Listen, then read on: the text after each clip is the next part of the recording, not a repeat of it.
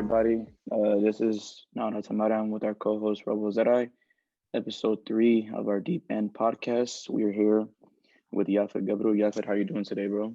Doing good, man. I'm doing good. I'm actually really excited, you guys, man. I'm glad you all have me, man. I'm excited. Yes, sir. Yes, sir. Why don't we just get started real quick? So today, kind of taking like a different approach with this episode, with a topic that I don't think a lot of people really like talk about. Just with expectations with like having foreign parents. So I feel like everyone understands that with foreign parents, they just sacrifice so much for us to be here and give us this opportunity that we have in America. Because the whole idea with America is the opportunity is endless. Whether it's with certain majors with schools, like the opportunity you're giving is so much here, and I feel like as a result of that, though, the standard of excellence in a foreign household compared to that of an American household is like I don't think it's really comparable. I think in a foreign household, it's like you're the standard that you're like or being held to is just so high compared to an American household, to where it's like people like as kids like you and me today that kind of can like what's it called? We can just really struggle with that. So just talk to us with how you think if kids struggle with that, like holding that standard of excellence, and how you deal with that personally. Can I go?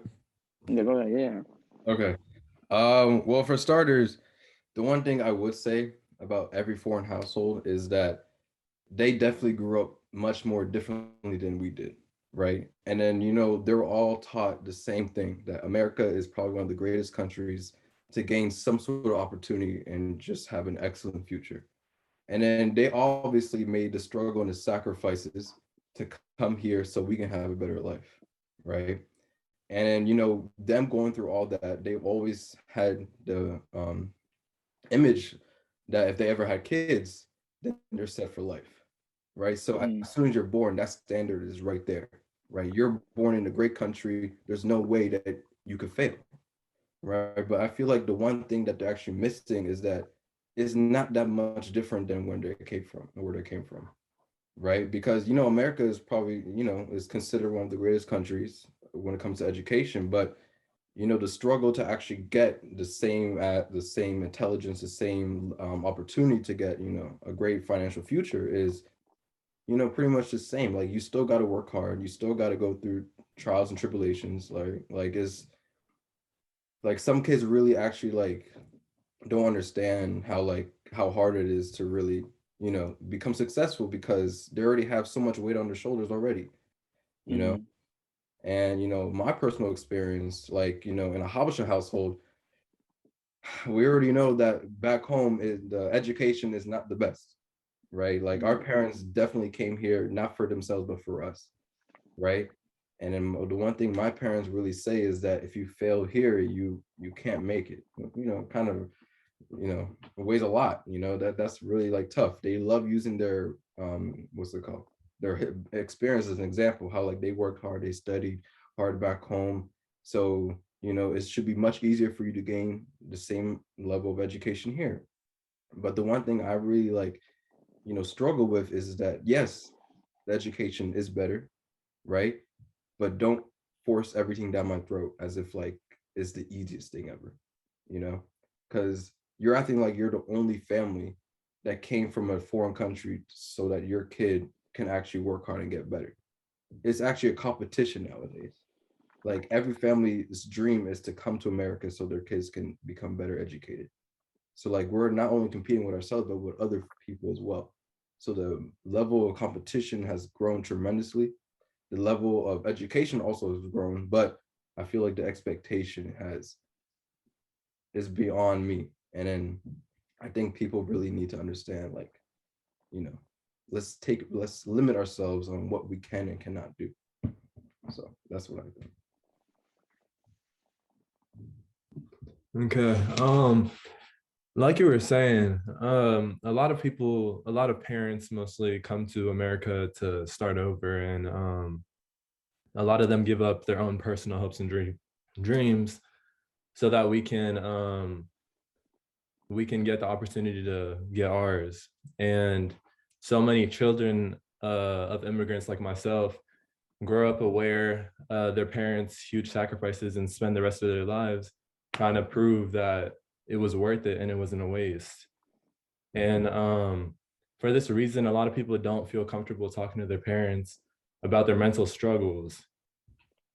How can they when they've given up like everything on us, you know what I mean? If you really know me, you know that I tend to put away my feelings. A lot of people do nowadays, and they don't have nobody to really talk to, and they can't even talk to their parents.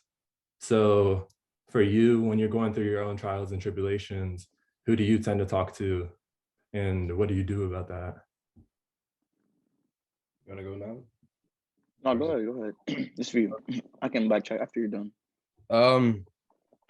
Well, like I can relate to you, what's it called, Robo, on hiding my feelings and what I actually think, because the one thing I really like tend to notice about my parents is that they tend to like they're very judgy. Like I feel like if I say one thing, they're gonna look at what my explanation. For example, like if I explain how I'm feeling, like if I'm going through a lot with school, I'm stressed out, yada yada yada, they tend to use themselves as they like to compare themselves to me. How could you be this feeling this way when you don't do this much? I'm me and your mom, we're doing this, we're doing that. Like, like honestly, like every time I try to say something, I feel like they're gonna hit me back with something harder, you know?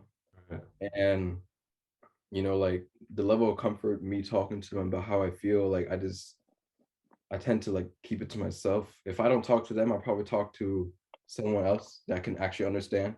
Like it could be either a friend, but recently it's become like an aunt figure to me. Yeah. So because she's understands, she's very aware of the lifestyle in America. So Right. she really like can relate in a different way. But yeah, I used to hide it for years, and it really did build up. Like I Right. really felt like I had so much to like just let out. Yeah. Yeah. But yeah, I'm not gonna lie. As time goes on, I feel like the older I get, I feel like the more comfort I can talk to them about certain things grows. Yeah.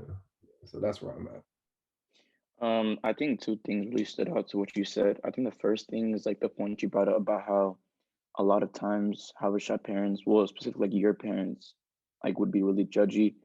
And I Yeah. feel like with both y'all, how y'all are saying how when it came to these feelings, y'all were to usually just keep them to yourselves. I think that's an issue that like a lot of Habesha kids go through on a daily basis simply because it's not only I think your parents that's being judgy, it's just the entire Habesha culture. Like everyone like as us our generation know that they like get scared to go out in public, whether like for I think one like good example is like with guys like simply having like their hair braided or just having earrings, like they're worried to go in public, and because they know that when they go out in a habesha public place they're going to be judged and looked at, and it's like they'll look around and they'll see parents like with each other's ears saying, do you see him, how he's having hearings, blah blah blah.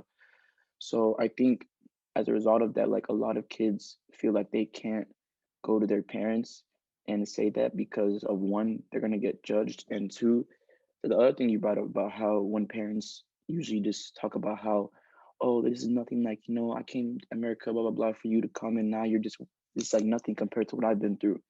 And I feel like another reason why, like you said, why kids struggle with that is because they feel like their parents are going to view them as weak, and their parents view that whole situation of what their kids going through as weak, and they're saying, I went through this and this for you to come here, and then you're complaining about this. But like the one big message here is that like what we go through in our lives as young teenagers growing up compared to what they went through is just two different things. And it's not in any way saying that what we go through is harder compared to them. It's just what we go through is just different. So our own trials and tribulations are a lot different than theirs. So I feel like the comparison that parents do is really unfair. And as a result of that, a lot of kids just are afraid or are not willing to like be able to go to their parents and be comfortable talking to them. So I really like how you said about this. I really agree with that. But segueing kind of off that, another, I think, product of just being in a foreign household is just dealing with, I guess, word, just ridiculous things that a lot of kids don't really like have in a American household. And on a little like funny reference, like all these YouTube videos like you see on YouTube, like whether it's like for example like Gurgish or it's just all these funny Habesha videos that people see, and when you watch those videos, like everyone is laughing, but I think the one thing that everyone notices that like, oh my God, I go through the same thing that he's doing in the video. Like that's really so relatable. And the whole funny thing is that the reason why is because like the things that one person such as you deal in a Habesha household is the same things that me or Robo or anyone else deals with the Habesha household, you know, because a lot of parents had the same judgmental ideas, they had the same practices they have in their own household. Because like I said like previously, like all Habeshas back home were raised and have idea on how to raise their kids the same exact way. Something may be different, but overall it's the same way. So in your like experience being in a Habesha household, what are some like one of the most like ridiculous things that you feel like you've dealt with on a personal level in your own household? Well, for starters, the one thing I really like thought it was hilarious was me growing out my hair, right? When I was younger, like I was in middle school at the time. That's when I started. I was in 8th grade. I was very interested in growing out my hair, right? Like I told my parents, yo, I'm gonna grow them out. Like I'm gonna have curly hair. I'm gonna keep it long, yada yada yada. The first words I remember, just like this, it was yesterday. They acted like they said, "Do you pay the bills?" I was like, "No." Then you're gonna do what I say. You're not gonna grow out your hair. So, and I was like, why? It's like, why? It's just hair, right? And then they were like, no, no, back home, this is not professional. You're not gonna do this. Like, you're not gonna get a job like this. Why would you do that? Why would you do that? And then, I kind of gave up. But then, like in 8th grade, like that's when like the hair trend started to come a little bit. Like people started growing out the hair, get curls a little bit. Braids didn't come later till high school, but the hair process started. And then, like I was really interested in getting my hair, growing my hair up. So I brought up one example. It was probably a terrible example, but I questioned my mom. I was like, why don't you want me to grow out my hair? Like, she like, are you a girl? I was like, no. I said, then why do you have to grow out your hair? And then I was like, well, I don't have to be a girl to grow out my hair. And it's like, yeah, you do. And I was like, is Jesus a girl? It was, I mean, he has long hair, like based on the pictures that we see, like the paintings that we saw, like they display him as having long hair. And then, my mom was really religious, so she was like, wow, you really brought that up. So like she like understood like how passionate I was of growing out my hair. So my dad and her, talked it out, and they made me make a deal. They was like, you can grow out your hair, but for 2 years. You can grow out your hair for 2 years, but after 2 years, you're done. And obviously at the time I was like happy. I was like, all right, fine, whatever. I can grow out my hair. And 2 years later, they remember today, oh, it's time. You got to cut your hair now. Like, this is not like right. It's not right. And then the one thing I really didn't understand is that it's not because they don't want me to cut my hair. It's because they don't want people to see their child having this type of lifestyle, because most Hausa parents tend to like really care about what other people think about their own child. Like growing out the hair, I think now has very like eased off a little bit, like because Hausa kids tend to grow out the hair and parents are okay. But the new thing that's happening right now is getting earrings. I was so lucky to get my ears pierced. I'm not gonna lie. But my parents also mentioned that if I have my ears pierced, I can't wear it in other people's houses. Like they don't want me to display that because it kind of gives off some sort of image that Habesha parents think of. If you have earrings, oh, you're gay, or something like that. If you have long hair, oh, you're some sort of gangster, or something like that. I between those things, I feel like those are things I think that are really, really ridiculous. I feel like I can relate to those two things on a whole different level. But yeah, I just laugh at it every time. But now, I'm grown. I can do what I want. So we're chilling. Facts. Quickly before Rebel goes real quick, I just want to ask like a follow-up question with that. So earlier we were talking about how like you were saying with how um when you deal with these things, like most times it's not because the Habesha parents don't really like the idea of it is because they have the fear of being judged by other parents.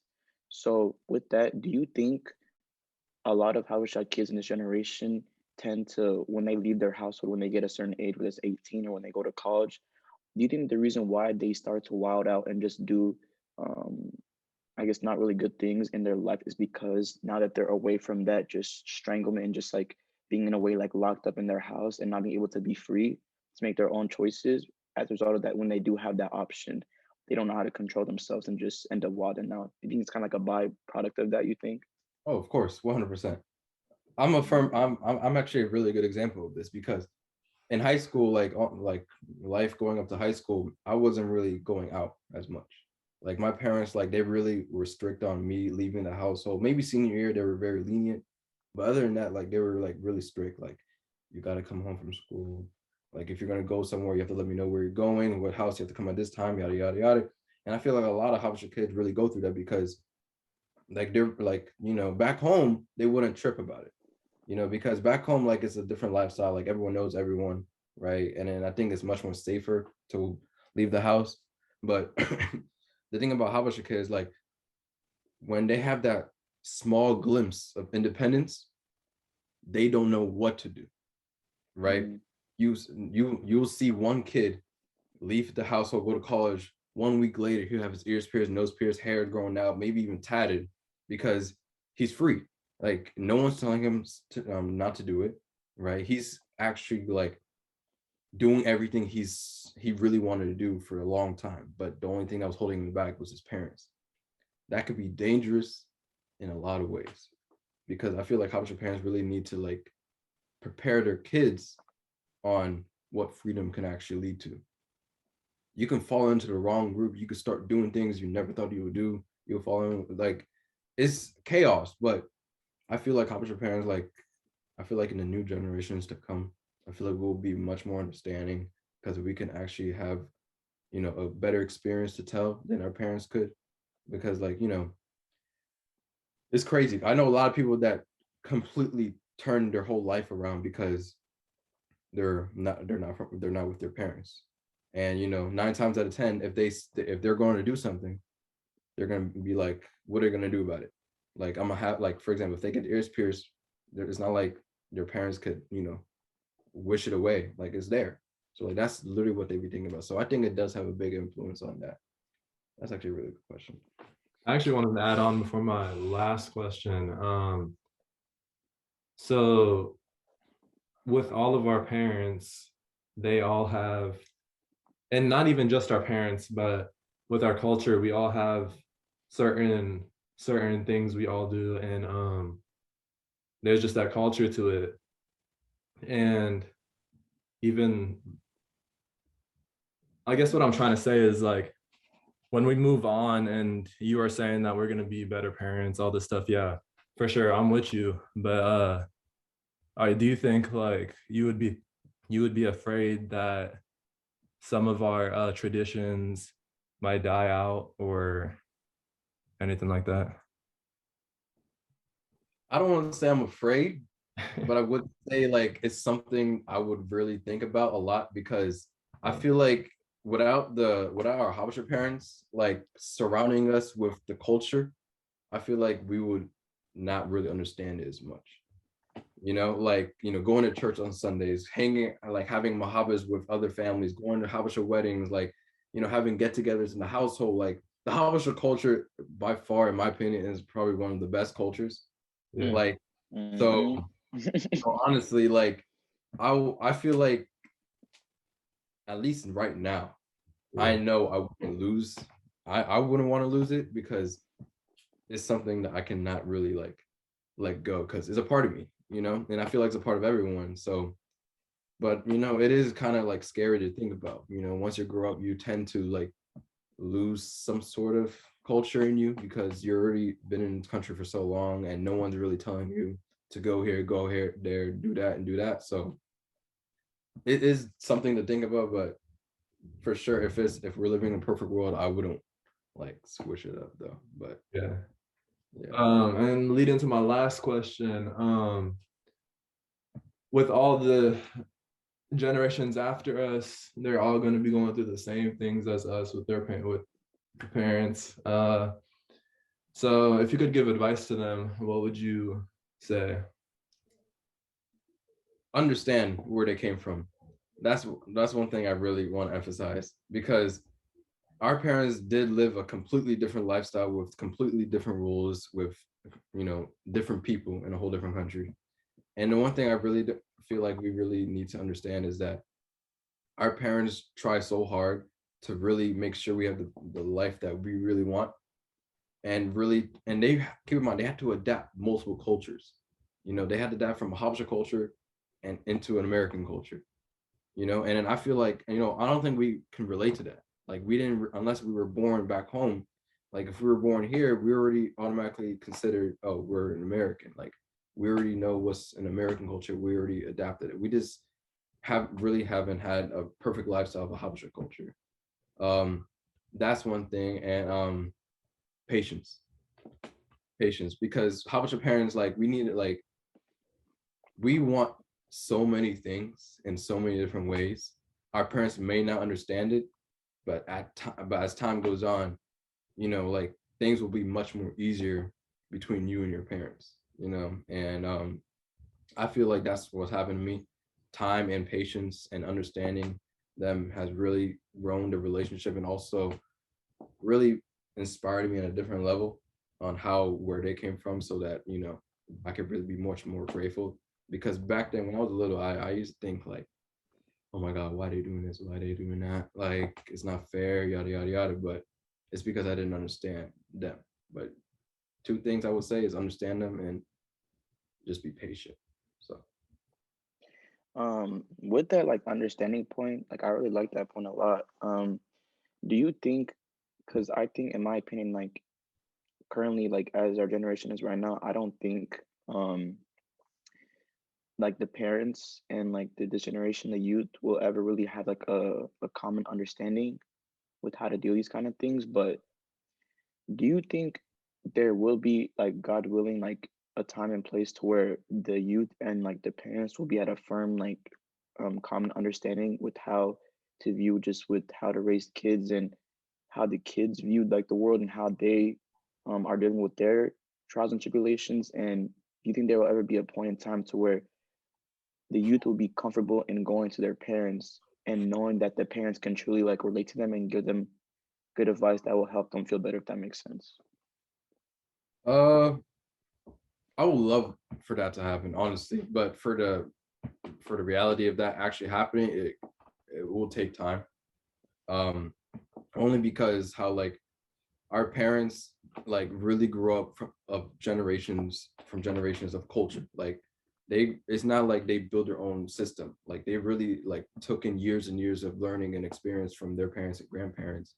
So, like, for like the future generations, I feel like they're going to feed off of that as well, especially if they're going to be immigrating from Eritrea or Ethiopia or any other foreign country. um but the one thing I would say, like, the idea of like Habesha parents and the youth really understanding each other, it all comes down to, in my opinion, the church. Because, respectfully, like, I feel like everything flows within the church. Like, if you can really like, because like 9 times out of 10, the most judged place on the planet is the church. Like, I feel like every time I walk down the aisle to take a good one, I feel like I'm judged because of how I look and the way my hair is, my earring, the way I dress, yada yada yada. And then I feel like most people see them judging us, so they think it's okay. Oh, why is he doing this? Why is he doing that? And then most kids will feed off of that energy, like, oh my God, yeah, that's not right. People at church don't like it, so I'm assuming it's not right, because that's the last place people would think anything bad would happen, supposedly. You know, but it all comes down to how, like, our teachings of the church, like, if we really can understand how, like, not only did we grow up differently, but, like, we really got to, like, take time to really just say, okay, they came from a different lifestyle, we came from a different lifestyle. How can we really collide those two different cultures and really accept each other? And I feel like, like I said, in my opinion, it all comes down to the foundation of the church and how we really understand each other there. So, yeah. Great answer. We got anything? I think with us, for because we're kind of technically the first gen. Well, I mean, obviously our older sister and their generation, but we're basically with them for the next generations to be parents. So I feel like with us, we'll have more understanding and we'll be able to connect more. But at the same time, I don't know, because it's kind of hard. You never know. It might take time, but honestly, I think from with us, that's where the start is, because we're the ones who can make a difference and who can make a change that started now. So yeah. Yeah, for sure. And I don't think it's just one-sided, you know. I don't think the disconnect between the youth and the parents is just strictly on the parents not understanding the youth. Right. I think similar to what Yaphet was saying earlier, like with the understanding point, it's like not only do the parents need to understand the youth, but the youth needs to also understand the parents and understand that like Yaphet was saying, like how they were adapting from their culture back home to now, that isn't an easy thing to do. So we as a youth need to understand that the parents like did like 100% 360 turn in what they were used to seeing every day. So we have to also understand with the patient's points that I think we had to give them time to, I think, in even more of a sense, adapt more to our culture, because obviously they understand with the culture, like the new language, like speaking English. They're seeing how America works, but I think the last part of the youth, I mean, I'm sorry, the last part of the American culture that they're not really fully adapted to is the youth culture, like the music, style, hair, these things that they're not really adapted to yet. So I think when we give them the patience and to let them just come and adapt to that, then I think it's going to be a lot easier for the parents just to understand what us as a youth struggle with, and I think that connect will just come closer and closer to where at some point, God willing, I don't know if it's going to be in the next 10 years. I don't know if it'll be the next generation, you know. But whenever that time will be, there, I think there will be a time and eventually to where the parents will fully adapted to how the youth works. They understand what youth struggle with, what they're good at, what they can't deal with, what they can deal with. And when that comes, I think kids will volunteer to, just rant to their parents and feel comfortable in doing that. And they know that they can get a response, that they won't feel judged, or just attacked from. So God willing, hopefully we'll get to that point. But I think we've most definitely just talked about everything we want to talk about. Yeah, we want to appreciate you because you had a lot of good answers, great answers, honestly. So we want to thank you for hopping on the podcast. Viewers, we want to thank y'all for being patient with us with finals and just our schedule was kind of just busy this past 2.5 weeks. So our goal is to post hopefully weekly. So hopefully y'all will stay tuned. We have a lot of upcoming topics and things out that you guys can relate to. So we thank you guys for supporting and watching. Yaphet, I want to thank you once again from both of us for hopping on the podcast. And thank you. Thank you so much, man. Can I say one thing though? Go ahead. First things first, like I said earlier in the call, thank you for guys for having me. I know time has really been on our side recently, but the fact that I'm here talking to you guys, it's a complete blessing. Thank you so much. I'm really a big fan of this. Like for me to actually be on it, it says a lot. So like keep this up. I'm really proud of you guys, and hopefully I'll see you all in the actual, studio at some point. God willing. God willing, man. Thank you, Yaphet. God bless, man. Thank you. Amen, man.